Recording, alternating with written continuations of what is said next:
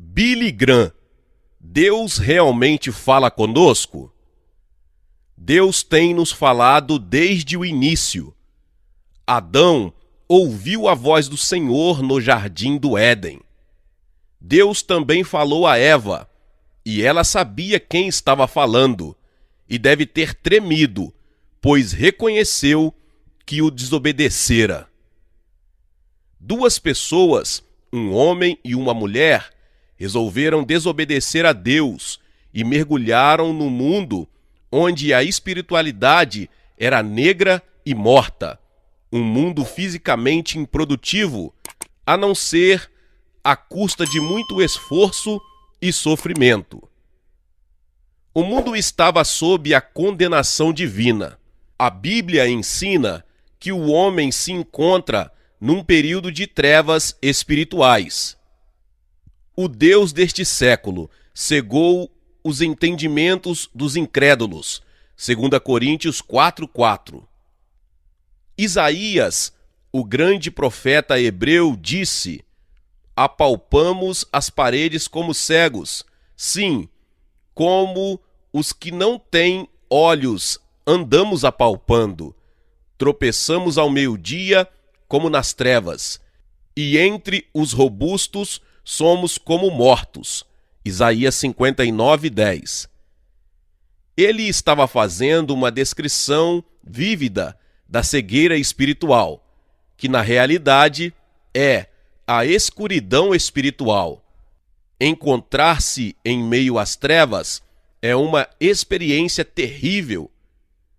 Quando estive na Inglaterra, logo após a Segunda Grande Guerra, certo dia, o nevoeiro era tão denso que um de nós tinha que caminhar na frente do carro para evitar que batesse na guia da calçada.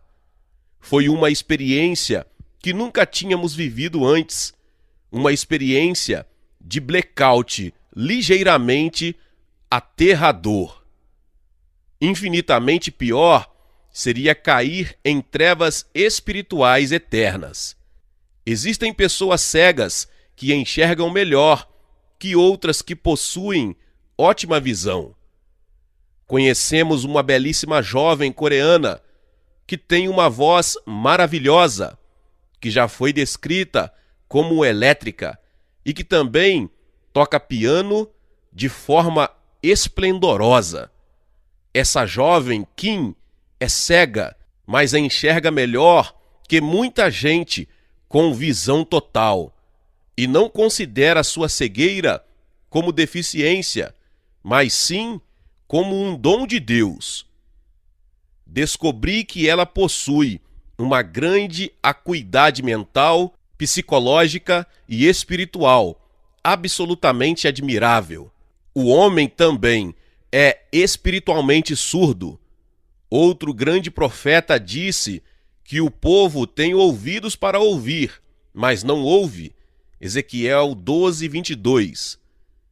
Jesus disse o mesmo, ainda com maior ênfase.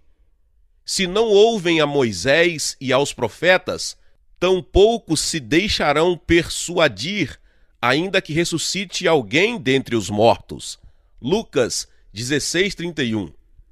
A diferença entre a surdez física e a espiritual é muito bem ilustrada em nossas campanhas. Sempre temos uma seção do auditório reservada para os surdos mudos e muitas vezes passo ali para apertar a mão daquelas pessoas. Em certa cruzada, cerca de 12 surdos vieram ver-me em meu gabinete e conversei com eles através de um intérprete.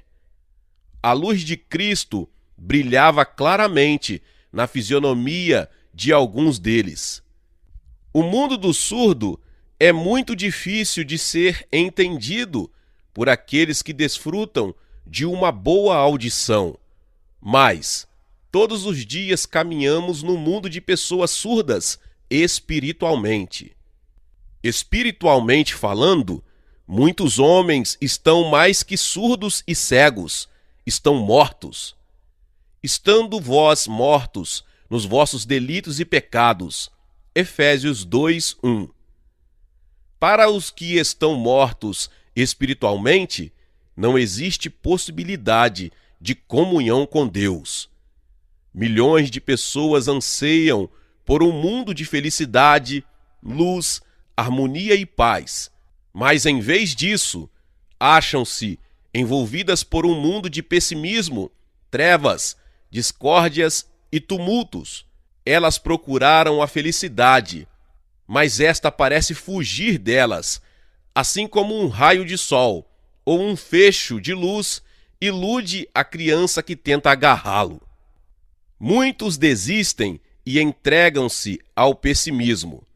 Muitas vezes, esta atitude de desespero os conduz a um círculo de festas ou bares, onde tentam apagar a realidade de seu mundo com a irrealidade do álcool. Às vezes, tais pessoas são levadas às drogas ou a dedicar-se desesperadamente a um passatempo ou esporte. Todos estes são sintomas da grande enfermidade que é o escapismo e são causados por uma infecção terrível chamada pecado. Muitas pessoas gostariam de poder dissecar a Deus em seus microscópios. Estabelecem seu próprio método de análise e depois não chegam a nenhuma conclusão. Deus continua sendo, para elas, o grande silêncio cósmico, desconhecido e invisível. E, no entanto, ele se comunica com aqueles que se mostram dispostos a emudecê-lo. Ele penetra no silêncio escuro com revelações francas e vivificantes através da natureza, da consciência humana, das Escrituras e da pessoa de Cristo. Deus fala pela natureza. Eu assisti ao nascimento de meu filho mais novo. Também meus 3 genros e meu filho mais velho assistiram ao nascimento de seus filhos. Todos sentimos que havíamos presenciado um milagre. Como disse um dos médicos, quem pode negar a existência de Deus depois de assistir a um parto? Em sua linguagem peculiar, a natureza nos fala da existência de Deus, seja no choro de uma criança ou no canto de uma cotovia. É a linguagem da ordem, da beleza, da perfeição e da inteligência. A complexidade de detalhes de uma flor é obra das mãos de Deus. Os instintos das aves foram designados por ele. Deus fala ao homem pela regularidade das estações do ano, pelos movimentos do sol, da lua e das estrelas, pelo equilíbrio dos elementos que nos permite respirar. Os céus proclamam a glória de Deus e o firmamento anuncia as obras das suas mãos. Um dia discursa a outro dia, e uma noite revela conhecimento a outra noite. Salmo 19, 1 e 2. As próprias dimensões do universo sempre se constituíram num ponto incompreensível para o homem, mas, com as explorações do século XX, que lançaram o homem no espaço, nossa mente ficou ainda mais intimidada. Os cientistas que não creem em Deus devem estar completamente confusos ao constatarem como o homem é pequeno nesta Terra, que é parte de um grupo de galáxias estimadas em 100 bilhões, cada uma delas com 100 bilhões de estrelas e planetas. Juntamente com a exploração do universo, esta geração está examinando também o outro lado da escala. O microscópio eletrônico e as pesquisas bioquímicas capacitaram os pesquisadores a estudar células que são ampliadas até 200 mil vezes o seu tamanho natural. Existem tantas moléculas em uma gota de água que, se elas fossem transformadas em grãos de areia, seriam uma quantidade suficiente para pavimentar uma estrada de Los Angeles a Nova York. O apóstolo Paulo disse: porque os atributos invisíveis de Deus, assim o seu eterno poder, como também a sua própria divindade, claramente se reconhecem desde o princípio do mundo, sendo percebidos por meio de coisas que foram criadas. Romanos 1:20. Deus disse que poderíamos aprender muita coisa a respeito dele, simplesmente pela observação da natureza. E como ele se revela através do universo que criou, os homens não têm desculpas para não crerem nele. É por esta razão que o salmista afirma: diz o insensato no seu coração, não há Deus. Salmo 14:1. Deus nos fala através da natureza, mas não podemos conhecê-lo simplesmente sentando-nos debaixo de uma árvore e contemplando o céu. Ele tem outro meio de revelar-se a nós, que por vez é denominado um cicio tranquilo e suave. Deus fala pela nossa consciência. O que é a consciência? Um dicionário define-a assim: é um senso de certo e errado, ideias e sentimentos que dizem a uma pessoa quando está agindo certo e a advertem acerca do que é errado. Faça aquilo que a consciência lhe ditar. Por vezes, é um conselho sábio, mas nem sempre. Deus se revela em nossa consciência. Por vezes, ela nos ensina com mansidão, inclinando-nos para a direção certa, como um introdutor. Num teatro às escuras, nos conduz para a nossa poltrona. Outras vezes, a consciência é nosso pior inimigo, torturando-nos dia e noite, com uma inquietação agonizante. Paulo descreve a operação da consciência nos seguintes termos: quando, pois, os gentios que não têm lei procedem por natureza de conformidade com a lei, não tendo lei, servem eles de lei para si mesmos. Eles mostram a norma da lei gravada nos seus corações, testemunhando-lhes também a consciência, os seus pensamentos, mutuamente acusando-se ou defendendo-se. Romanos 2, 14 e 15. A consciência humana é como o farol do Senhor, revelando todas as suas intenções corretas. Provérbios 20 e 27.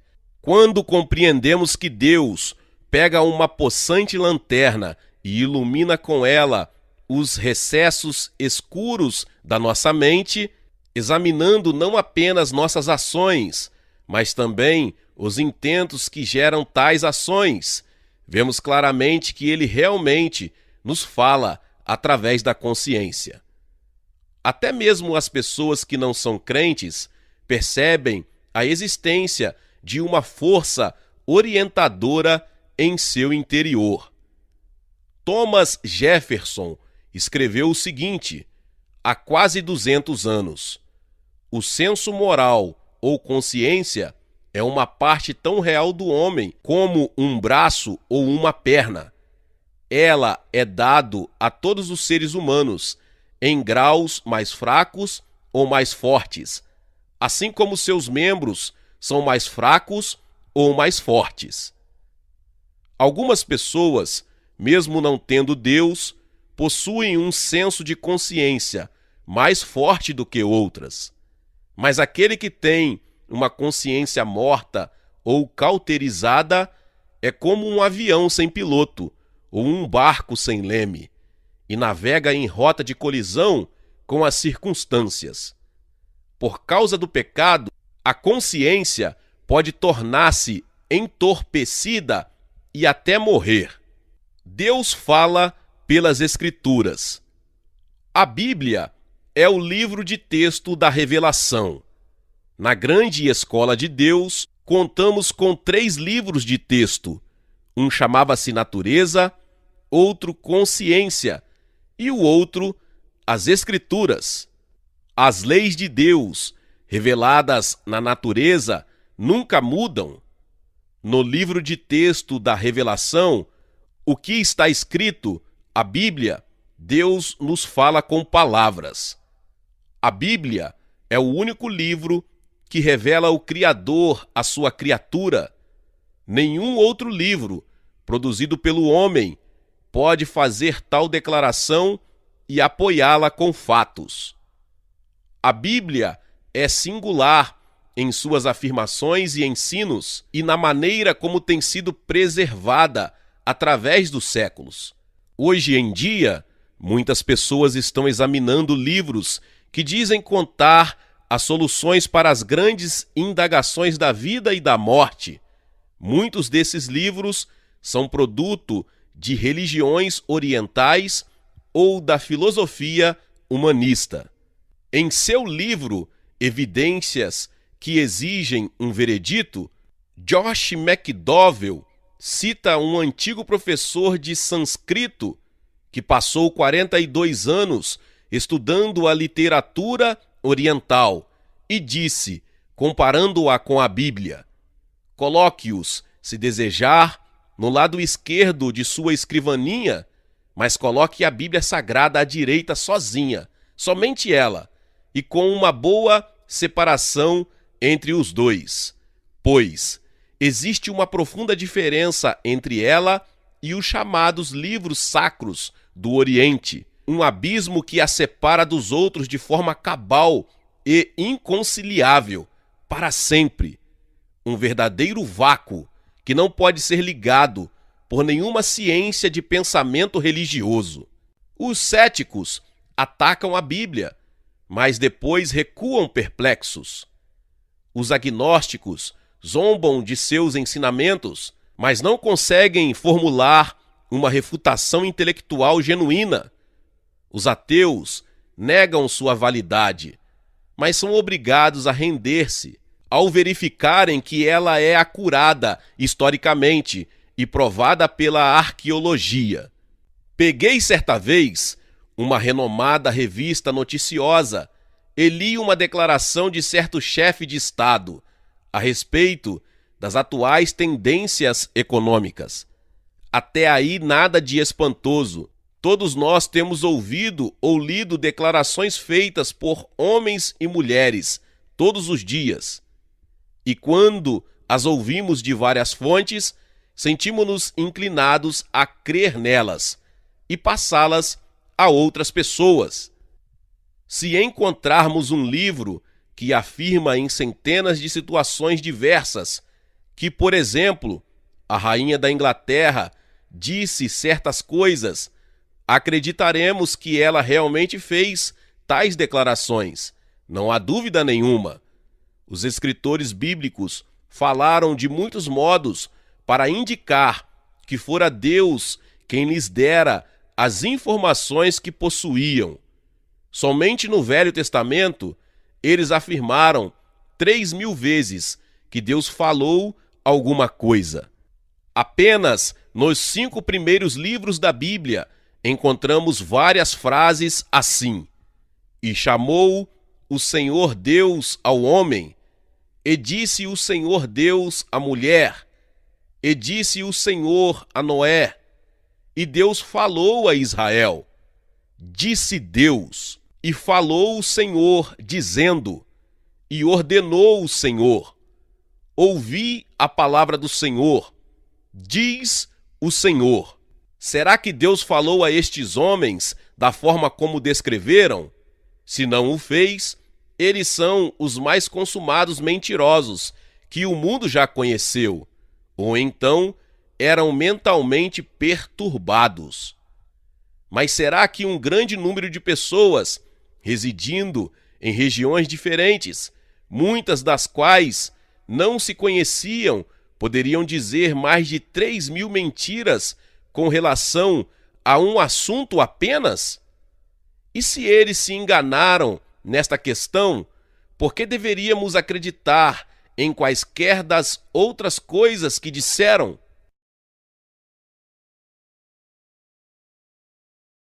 E se não, então não podemos crer que as profecias desses homens se cumpriram, mas elas se cumpriram. Se uma pessoa mente para nós uma ou duas vezes, começamos a desconfiar dela. Começamos a achar difícil, quando não impossível, crer em qualquer coisa que ela diz. Jesus citava o Velho Testamento frequentemente. Ele o conhecia bem e nunca duvidou das Escrituras.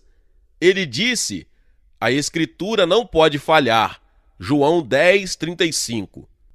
Os apóstolos também citavam textos do Velho Testamento muitas vezes. Paulo disse: toda a Escritura é inspirada por Deus, 2 Timóteo 3,16. E o apóstolo Pedro declarou: porque nunca jamais qualquer profecia foi dada por vontade humana. Entretanto, homens falaram da parte de Deus, movidos pelo Espírito Santo. 2 Pedro 1,21. Muitas pessoas passaram a crer na Bíblia por intermédio de uma fonte de segunda mão. Um conhecimento superficial, colhido de filmes épicos sobre a Bíblia, filmes de TV, coisas que se ouvem dizer, e cursos de religiões comparadas, fornecem-nos apenas uma visão humana das Escrituras. Hoje, no ginásio e nas faculdades, os jovens têm aula sobre a Bíblia como literatura. Muitas vezes, estes cursos têm a finalidade de solopar a fé dos jovens, a não ser nos casos em que o professor compreende a Bíblia e tem uma fé robusta em Deus. Conheço jovens que estudaram assuntos tais como os mitos e discrepância da Bíblia. Informações de segunda mão não servem. Um verso ou um relato bíblico pode falar a um coração de uma forma que outra pessoa nunca imaginaria. Foi uma fonte de primeira mão, numa livraria de segunda mão, que transformou a vida de toda uma família. Minha esposa tem uma fraqueza por livros, principalmente livros antigos, velhos clássicos evangélicos que já saíram de publicação. Algum tempo atrás, a livraria Foyles, de Londres, mantinha um grande departamento de livros religiosos de segunda mão. Certo dia, durante a cruzada que realizamos ali em 1954, ela estava examinando alguns livros na loja, quando um nervoso balconista apareceu, surgindo de trás de uma pilha de livros, e perguntou-lhe se ela era a senhorita Grant. Depois que ela respondeu que sim, começou a narrar-lhe uma história de confusões, desespero e frustração. Seu casamento estava indo mal, seu lar estava desajustado e seus problemas econômicos estavam aumentando. Explicou que já lançara a mão de todos os meios de ajuda que encontrara e, como último recurso, tencionava assistir ao culto da campanha naquela noite. Ruth disse-lhe que oraria por ele e ela o fez. Isso foi em 1954. Em 1955, retornamos a Londres e novamente minha esposa foi ao departamento de livros de segunda mão de Foyles e dessa vez o mesmo balconista apareceu de trás das pilhas de livros, mas o rosto iluminado por um sorriso. Depois de expressar seu contentamento em vê-la de novo, ele contou-lhe que fora ao culto naquela noite no ano anterior, como dissera que faria. Ele encontrara o Salvador e os problemas de sua vida haviam sido solucionados. Depois, ele indagou de Ruth se ela estaria interessada em saber qual fora o versículo que tocara o coração dele. Ela estava, e depois voltou com uma Bíblia bem gasta. Abriu-a no Salmo 102, que eu lera na noite em que ele fora à cruzada. Indicou o verso 6. Sou como pelicano em um deserto, como a coruja das ruínas. Esta palavra descrevera para ele as condições de sua alma com tanta exatidão que pela primeira vez ele compreendeu bem como Deus o amava e o entendia. Em consequência disso, ele experimentou uma conversão genuína ao Senhor Jesus Cristo. E posteriormente, toda a sua família foi salva também. Em 1972, minha esposa esteve em Londres, participando de uma reunião em Haringey. Ao término da cerimônia, um cavalheiro aproximou-se dela e não foi preciso que ele se apresentasse. Ela reconheceu aquele balconista de Foyles. Ele estava radiante de felicidade e apresentou-lhe sua família, todos crentes, e relatou que agora todos trabalhavam na obra do Senhor, porque Deus lhe falara quando ele era uma coruja das ruínas. Faça uso deste instrumento de comunicação pelo qual Deus nos fala, isto é, a Bíblia. Leia-a, estude-a, memorize-a. Ela modificará sua vida inteiramente. Ela não é um livro qualquer. É um livro vivo que opera em seu coração, mente e alma. Falando em lugares escuros. Nos lugares onde existe fácil acesso à Bíblia, ela pode até ficar empoeirada numa prateleira. Entretanto, nos países onde é considerada literatura subversiva, ela fala de maneiras as mais incomuns. Um famoso violinista foi convidado, alguns anos atrás, por Zhou Enlai para lecionar uma das mais proeminentes universidades da República Popular da China. Disseram-lhe que quando quisesse deixar o país, poderia fazê-lo imediatamente. 7 anos depois, esse violinista achou-se completamente desiludido. Quando se dirigiu ao departamento para obter um visto de saída, este lhe foi negado. Mas ele continuava indo ali todos os dias, e numa dessas vezes, alguém colocou um pedaço de papel em seu bolso. Chegando em casa, sentiu-se no bolso, tirou e verificou tratar-se de uma página da Bíblia. Leu-a com muito interesse e sentiu que ela lhe falava ao coração de maneira estranha. Numa das outras vezes que foi ao departamento, um homem aproximou-se dele e indagou se ele desejaria outra página da Bíblia. Respondeu que sim. E, a cada vez que ele voltava à repartição, recebia outra folha da Bíblia. E ali, na República Popular da China, ele foi convertido a Cristo. Afinal, ele conseguiu o visto de saída e foi para Hong Kong. Atualmente, ele leciona em outro país.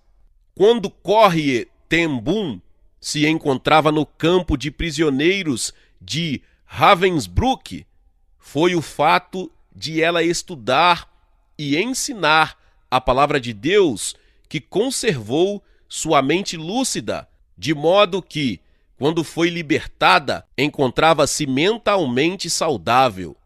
Muitos daqueles presos, quando foram soltos, não passaram de pobres doentes, que requeriam cuidados especiais, até que recuperassem, em parte, as condições normais. Uma experiência semelhante é contada por uma missionária que estivera presa na China pelos japoneses. Em certo campo de concentração, a penalidade para quem possuísse sequer uma porção das Escrituras era a morte. Todavia, um pequeno evangelho de João chegou-lhe às mãos, dentro de um casaco de frio. À noite, quando ia deitar-se, ela se cobria bem e com uma lanterninha lia um verso das Escrituras, depois ia dormir, memorizando aquele verso. Desse modo, depois de algum tempo, ela decorara todo o Evangelho de João.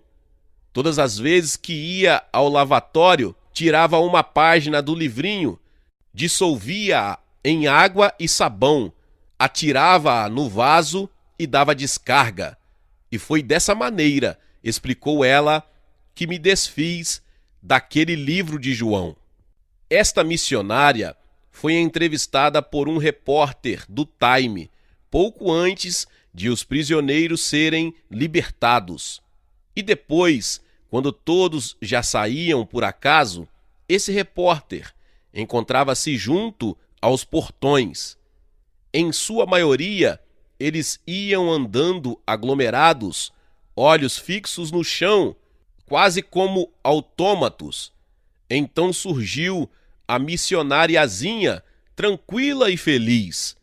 Um dos jornalistas presentes indagou: será que conseguiram aplicar-lhe lavagem cerebral?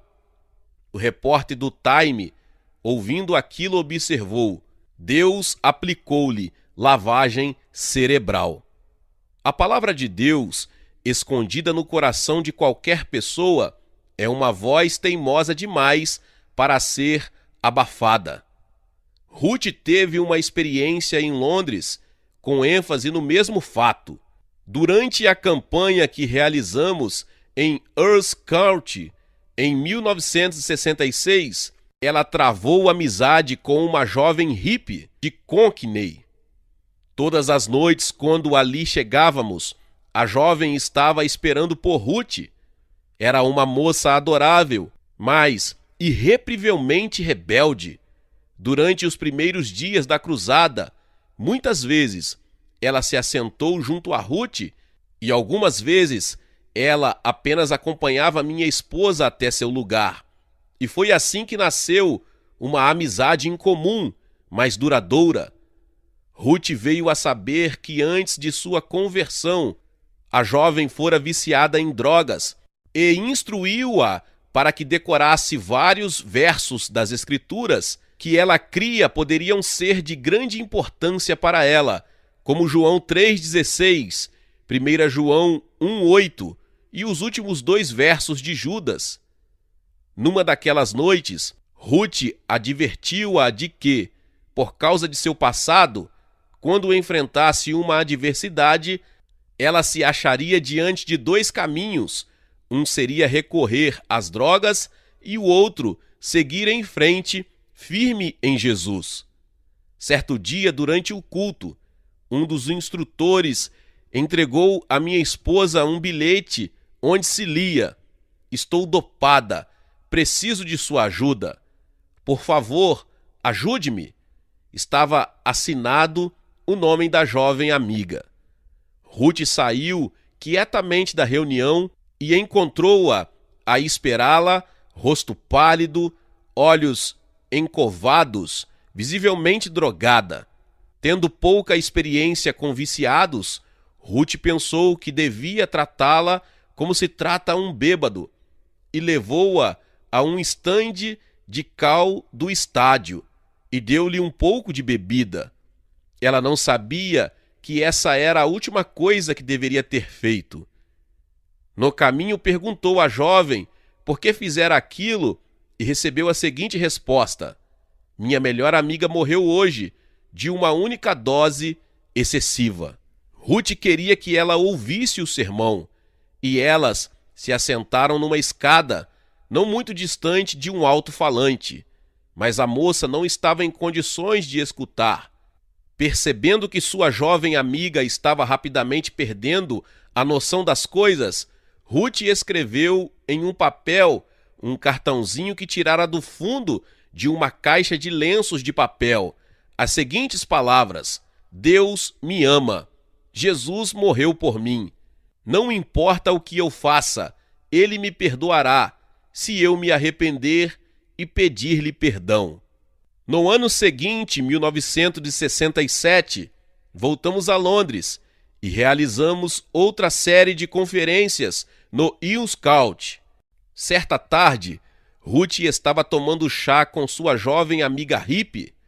A jovem enfiou a mão em sua bolsa sacola e tirou de lá um cartãozinho amarfanhado, o mesmo no qual Ruth escrevera aquelas palavras no ano anterior. Indagou de minha esposa quando ela escrevera aquilo. Ela respondeu-lhe, mas a moça não se lembrava de nada do que se passara na ocasião.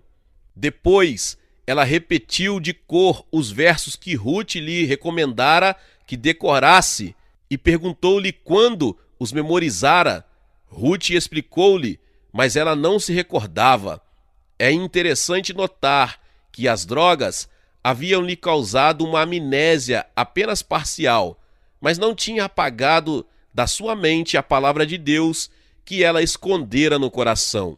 Uma situação semelhante ocorreu quando Ruth sofreu um acidente certa vez. Quando tentava armar um balanço para nossos netos, ela caiu de uma árvore, sofreu uma contusão bem séria e ficou inconsciente por quase uma semana. Logo que recobrou a consciência, o que mais a preocupou foi o fato de que não se recordava de muitas coisas, mas sua maior perda foi a dos versículos bíblicos que decorara no decorrer dos anos. Em seu caderninho de anotações, ela registrou o que lhe acontecera certa noite, quando estava orando acerca do fato. Como que brotando do nada, ocorreram-lhe as palavras: com amor eterno eu te amei, por isso, com benignidade te atraí. Não se lembrara absolutamente de quando memorizara aquele verso, pois sua mente ainda estava meio nebulosa. Mas o certo é que o verso fora fixado ali. Deus fala através de Cristo. Deus nos fala com a maior clareza na pessoa de seu Filho Jesus Cristo. Deus, nos últimos dias, nos falou em um que é seu Filho. Hebreus 1, 1 e 2. Em todos estes séculos, muitas pessoas têm acreditado que Deus é apenas um espírito que se encontra no interior de todos nós. Tolstói, o grande escritor russo, disse: todos os homens reconhecem existir dentro de si mesmos um espírito livre e racional, independente de seu corpo. Este espírito é o que chamamos de Deus. Os filósofos encontram Deus em todas as coisas. No primeiro século, o filósofo romano Sêneca estabeleceu um princípio para a crença através dos séculos ao escrever: chamem-no de natureza, destino, fortuna. Todos estes nomes são designações de um mesmo e único Deus.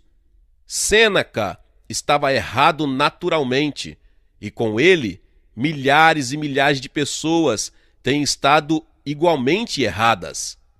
Em algumas regiões do mundo, encontramos referências à crença de que Deus visitaria a Terra.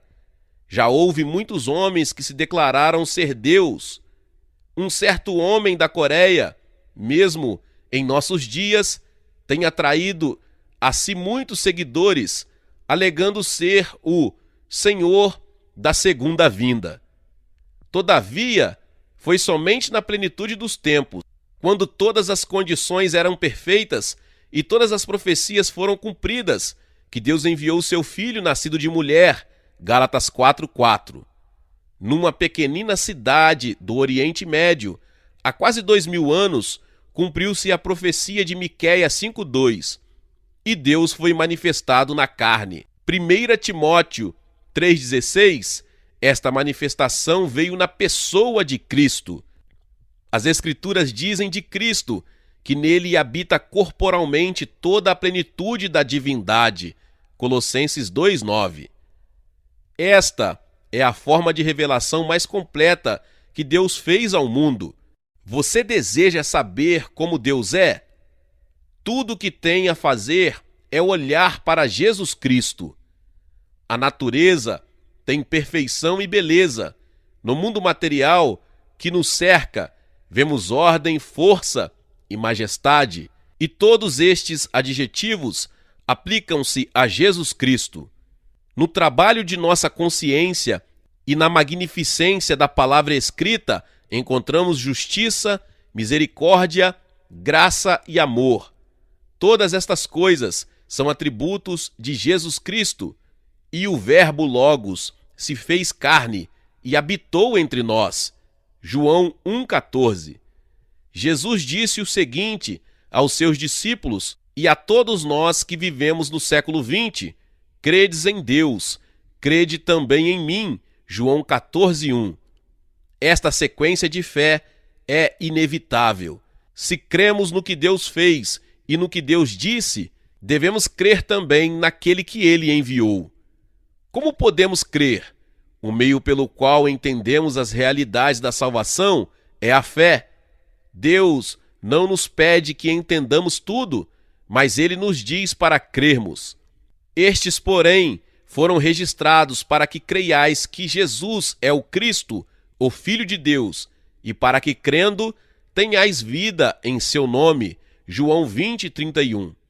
A necessidade que temos de conhecer a Deus, nossa esperança de vida eterna, o desejo de uma nova ordem social, tudo isso tem que estar associado a uma única pessoa que pode obter esses objetivos: Jesus Cristo. Quando vamos a Jesus, o desconhecido se torna conhecido e experimentamos o próprio Deus. Quando nossa vida, escura e trôpega, encontra-se com a luz da presença eterna de Deus, somos capacitados a enxergar naquele outro mundo que se estende além da confusão e frustração do mundo em que vivemos. Uma criancinha, ainda que não havia atingido a idade escolar, entrou em um labirinto de certo parque de diversões. Quando o pai percebeu que ela se afastara dele, procurou-a e encontrou-a ali, tentando achar a saída e já começando a chorar de medo. Ela estava cada vez mais confusa pelos inúmeros caminhos que via, mas por fim ouviu a voz do pai gritar-lhe: "Não chore, querida, estenda os braços e procure tatear. Você encontrará a porta, siga a direção da minha voz." E enquanto ele assim falava, a garotinha acalmou-se e pouco depois encontrava a saída e corria para os braços do pai, estendidos para ela. Deus revelou-se à raça humana que está neste planeta pequeno, através da natureza, da Bíblia, da consciência e de modo completo na pessoa de Jesus Cristo. Glória a Deus, que palavra poderosa! Talvez você chegou aqui pela primeira vez e ainda não é inscrito aqui no canal. Se inscreva aqui no canal e ative o sininho das notificações. Todos os dias são postados vídeos abençoados aqui no canal para te abençoar. Deixe também o seu like e não se esqueça de compartilhar esta palavra com mais pessoas. Nos vemos nos próximos vídeos. Amém!